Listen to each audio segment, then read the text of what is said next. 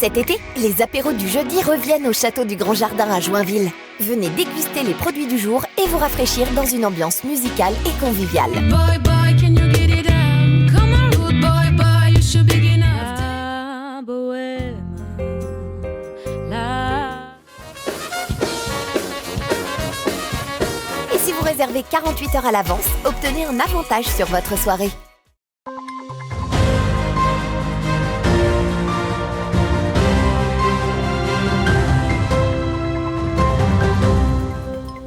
Bonsoir à tous et bienvenue dans votre 15 minutes info de ce vendredi 5 août 2022. Tout de suite, les titres de cette édition. Le SOS des apiculteurs. Depuis plusieurs mois, des apiculteurs de la Meuse, de la Marne et de la Haute-Marne se sont fait voler un total de 1600 ruches. Troisième édition pour les burlesques, ce festival contre le projet d'enfouissement de déchets radioactifs en Meuse a posé ses chapiteaux à Évilliers pour ce week-end.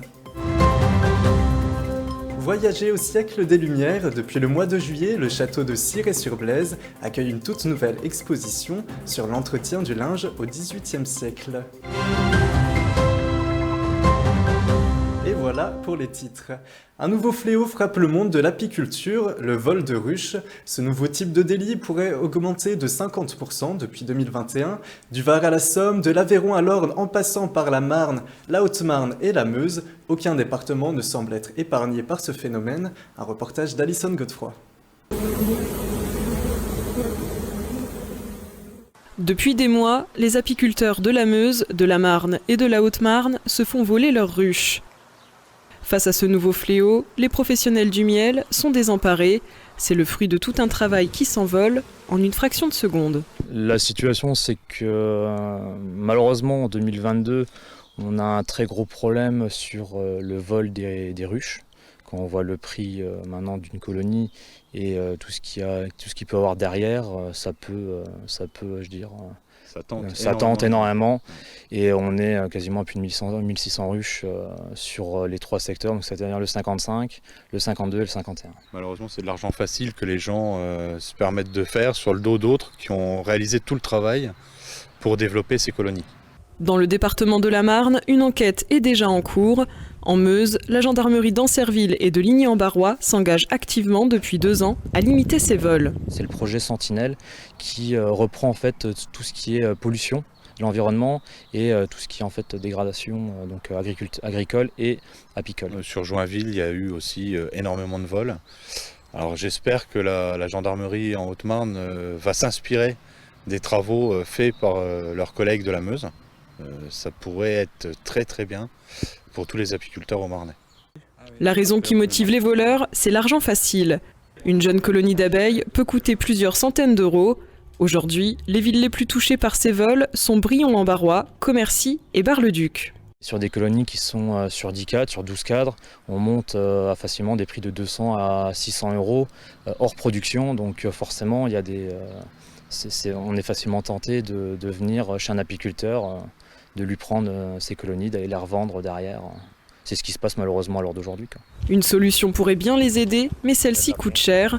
Des systèmes de sécurité existent pour limiter la casse. Des mini-puces GPS ou encore certains fournisseurs viennent de plus en plus sur des techniques anti-vol, mais c'est des budgets qui sont faramineux et on parle de centaines de milliers d'euros d'investissement.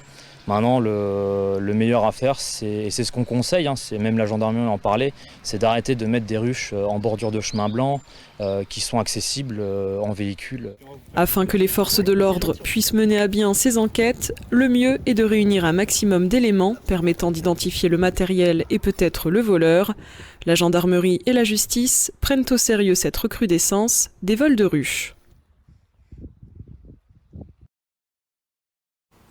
Passons à présent à notre chiffre du jour. Il s'agit du 2 pour deuxième. En effet, ce week-end correspond au deuxième chassé-croisé de l'été entre les juilletistes et les haussiens. Si vous passez dans la vallée du Rhône ou le long de la Méditerranée, la circulation y sera difficile sur l'ensemble de cette période et dans les deux sens.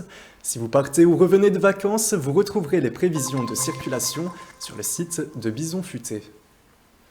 Le festival burlesque Fête de la Résistance, cet événement anti-nucléaire organise sa 3e édition ce week-end à Évilliers. Le but de ce festival est de lutter contre le projet CIGEO de Bure. Il s'agit du projet controversé d'enfouissement de déchets radioactifs à Bure, dans la Meuse. Ce festival accueillera des spectacles et des concerts, mais aussi des conférences et des débats autour du nucléaire. Un reportage d'Elsa Jacobet. Le festival burlesque revient pour sa 3e édition. Les organisateurs de l'événement militent contre le projet CIGEO, projet d'enfouissement des déchets radioactifs. Le thème cette année, c'est celui de l'eau, un bien commun essentiel à préserver.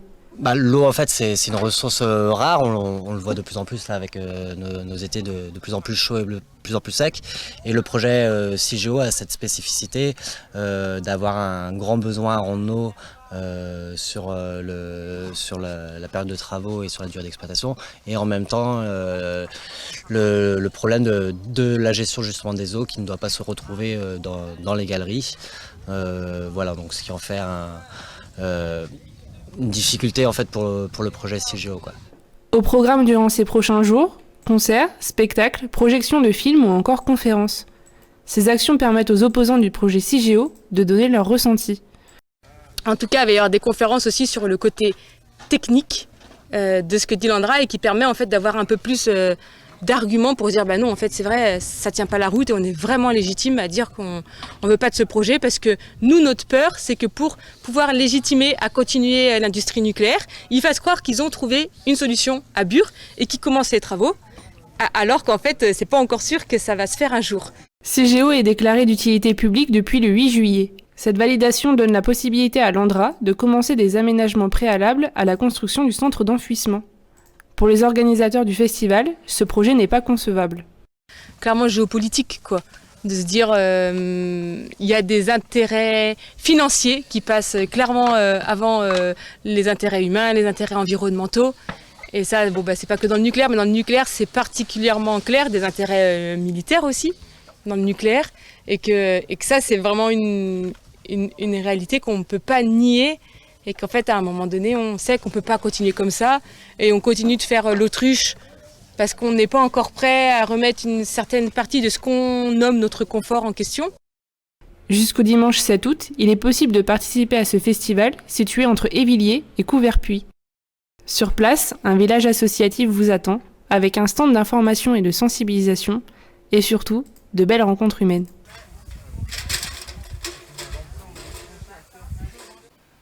Le château de Cirey-sur-Blaise, connu pour être le témoin de la liaison entre Voltaire et la marquise du Châtelet, accueille une toute nouvelle exposition. Dédiée depuis cet été à l'entretien du linge au XVIIIe siècle, le but est d'enrichir la visite de cette propriété privée, classée monument historique. Un reportage de Manon de Fontis. Surplombant la vallée de la Blaise, le château de Cirey-sur-Blaise conserve la mémoire de son plus célèbre visiteur, Voltaire. Ce lieu historique propose un voyage au cœur du siècle des Lumières. Depuis une trentaine d'années, cette propriété privée est ouverte aux visiteurs. Ils peuvent d'ailleurs y découvrir le théâtre du philosophe ou encore la chambre de la marquise du Châtelet. On voit aussi les objets scientifiques parce que Madame du Châtelet est une grande scientifique qui lui permettait de travailler à son époque. Objets scientifiques d'ailleurs financés par Voltaire, qui a des moyens assez importants et qui, pour faire plaisir à Madame du Châtelet, fait livrer à Cirey toutes sortes d'objets pour pouvoir réaliser ses travaux. Depuis le mois de juillet dernier, une toute nouvelle exposition a vu le jour dans ce château, construit au XVIIe siècle. Donc là, on présente dans cette pièce qui n'a jamais été ouverte à la visite, la lessive. Alors, la lessive, c'est quelque chose d'assez compliqué à cette époque-là. Aujourd'hui, on utilise sa machine à laver le jour, la nuit, l'été, l'hiver. À l'époque de Madame du Châtelet, les lessives se font 2 fois par an, une fois au printemps et puis après en fin d'été. On a rajouté à la visite un thème particulier sur l'entretien du linge au XVIIIe siècle. Alors on a choisi ce thème parce que c'est un élément de la vie quotidienne qui intéresse beaucoup de monde, et c'est toujours intéressant de pouvoir comparer, de savoir comment on faisait autrefois et comment nous faisons aujourd'hui. La propriétaire de ce monument historique a plein de projets en tête pour les années à venir. L'histoire du château de Cirey-sur-Blaise continue donc de s'écrire. C'est la fin de cette édition, merci à tous de nous avoir suivis. On se retrouve demain pour la prochaine édition du 15 minutes info. Et tout de suite, la météo présentée par Alison Godefroy. Bonne soirée sur Puissance Télévision. toute l'actualité qui vous concerne, à voir et à revoir dès maintenant sur puissancetélévision.fr et sur notre application mobile.